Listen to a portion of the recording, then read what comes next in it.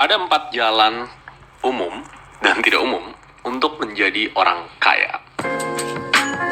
Hi guys, this is your host Raymond Chin. Welcome to my podcast 10 Menit Cuan, dimana kita bakal bahas apapun itu topiknya, self-development, ilmu, pengalaman, biar ngebantu kalian makin cuan. So let's get to it.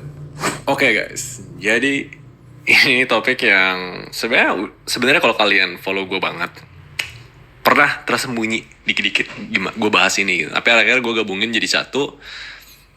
Dan ternyata ini berdasarkan buku. Nah, by the way gini, nanti ada yang bilang orang kaya, mungkin orang kaya, saya kaya dalam kebahagiaan, kaya dalam pertemanan, kaya dalam, ya oke bos, kaya gitu. Tapi mungkin ini kayak maksud gue tuh punya duit puluhan bahkan ratusan miliar tuh. Di sini itu tuh sebenarnya bukan cuma agak ngawang ya, karena ini berdasarkan buku ya. Jadi gue bakal kasih tau gimana cara jalan paling realistis untuk kalian bisa mencapai kekayaan finansial. Karena building wealth atau membangun kekayaan itu nggak ada yang instan. Kecuali kalian menang lotre, yang itu 1 dari berapa juta. Tapi kebanyakan orang yang menang lotre juga tiba-tiba duitnya hilang karena mereka nggak ngebangun habitnya.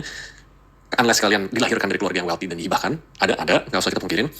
Tapi statement itu kontroversial tau. Tapi orang tuh jadi mikir, lah ini lihat nih, Indri Benz. Atau misalnya orang-orang yang umur 20-an udah punya mobil Ferrari, itu gimana? Bisa ada gitu.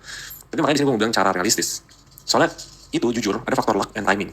Tapi kan luck and timing kita nggak bisa replicate. So kita fokus apa yang kita bisa kontrol aja. Kalau kita udah ngelakuin ini dan tiba-tiba ada rezekinya, ada waktunya, dan untuk bikin kita tiba-tiba kaya, good. Gitu. Oke. Gimana cara jadi orang kaya sustainable? Ini kutipan ya dari Tom Corley. Jadi dia Certified Public Accountant dan Certified Financial Planner, CFP lah. Dia author dari buku Rich Habit yang ngejelasin tentang 4 Paths of Becoming Wealthy. Ya, sesuai dengan judul yang di sini adalah 4 cara atau 4 jalan untuk jadi orang kaya. Si Tom Corley ini udah ngelakuin research 5 tahun. 5 tahun dia research tentang daily activity, habit, traits, personal individu dari 223 high net worth individual. Yang masing-masing dari mereka tuh kira-kira on average ya punya 3,2 juta dolar in net asset atau 43 miliar. Dan dalam researchnya yang konsisten dengan 223 ini, dia ada nemuin 4 cara untuk akumulasi kekayaan. The Safer Investor Path. Nah, yang pertama tuh Safer Investor Path ya. Jadi 22% dari partisipan ini yang dia pelajari itu tuh ngambil jalur ini. Dimana kalau menurut Tom Corley, jalan ini juga yang paling gampang dibandingkan yang lain. Dimana average orang yang pakai jalan itu bisa saving sampai 3,2 juta dolar, yang tadi 48 miliar. Tapi dengan rata-rata ngumpulin kekayaannya itu sekitar 32 tahun. Dan orang-orang yang pilih jalur ini kebanyakan itu karyawan biasa atau dari kalangan middle class. Tapi mereka punya habit untuk hidup sederhana dan rajin nabung. Yang rata-rata bisa nabung 20% dari income mereka. Setelah mereka ngerasa tabungannya cukup, terus mereka mulai investasi, uangnya bertumbuh. Dan selama rata-rata periode 32 tahun itu, kekumpul lah 3,2 juta dolar. Dan menurut Tom, 49% self-made millionaire dari studi dia sukses pakai jalan ini untuk akumulasi kekayaannya. Nah itu yang pertama. Menurut gue harus mulai dengan yang paling gampang dan paling bisa diikutin semua orang. Makan waktu, yes, makan waktu. Yang kedua, kita langsung yang langsung sisi-sisinya lagi, yaitu yang paling susah, yaitu the dreamer path. Dimana orang-orang di path ini biasanya tuh either entrepreneur, pengusaha, atau jadi artis atau musisi. Dan 28% partisipan yang lewat path ini berhasil ngumpulin net worth sampai 7,4 juta dolar atau sekitar 111 miliar.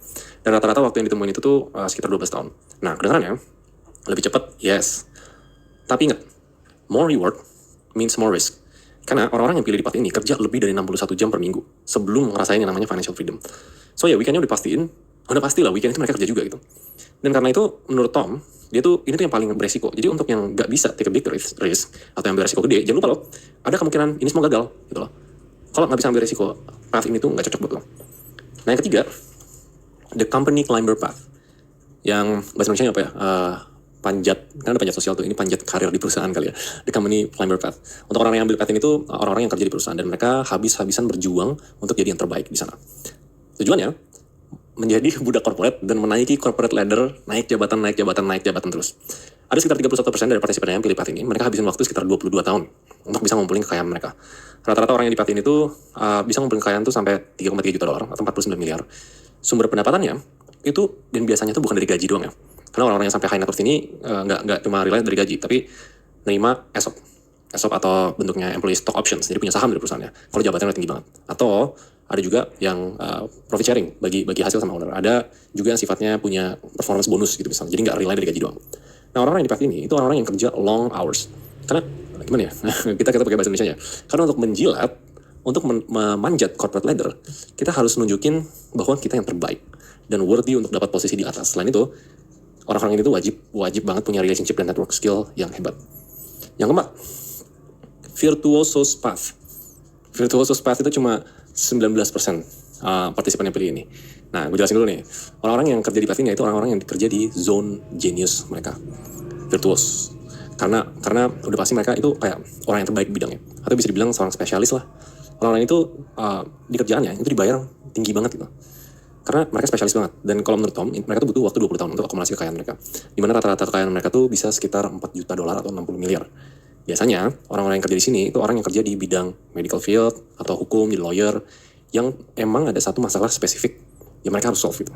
Dan orang-orang virtuoso ini, orang-orang yang continuous learning selama puluhan tahun itu kayak gak, ya kita lihat aja lawyer-lawyer di Indonesia tuh ada yang sampai umur puluhan tahun untuk asas skill mereka gitu. Nggak sekedar cuma kerja berapa terus kaya terus beres gitu. Masalahnya ini tipe spesialis yang semakin tua, semakin punya pengalaman, itu semakin bisa akumulasi kekayaan.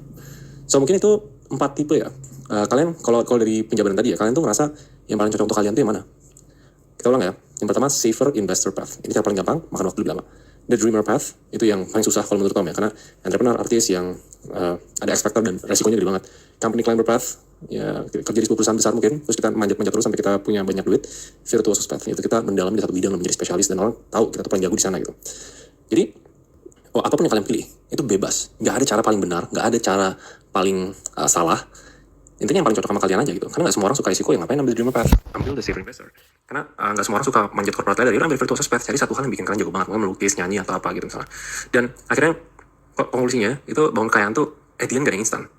Karena nggak ada yang sampai kaya banget tuh kayak 1 tahun 2 tahun, itu jarang, itu minoritas banget gitu. Dan kita tuh butuh waktu kerja keras yang konsisten buat ya mencapai kekayaan itu. So mungkin gue harus ingetin lagi ya kak, kalau ada yang ngejamin atau kayak ini cara paling cepat untuk kaya cepat gitu, most likely itu orang-orang yang mungkin bisa masuk penjara, nggak bercanda. Orang-orang yang nggak benar-benar menjalani hidup tuh melalui prosesnya gitu. Karena ingat, orang itu bisa loh kaya cepat gitu. Mungkin orang yang begitu orang yang menang lotre, tapi jangan lupa berapa persen dari orang lotre itu yang dapat duit 2 tahun kemudian bangkrut lagi. So everything is a process. Pilih jalur kalian, menurut kalian mana, and I'll see you guys in the next podcast. Bye bye.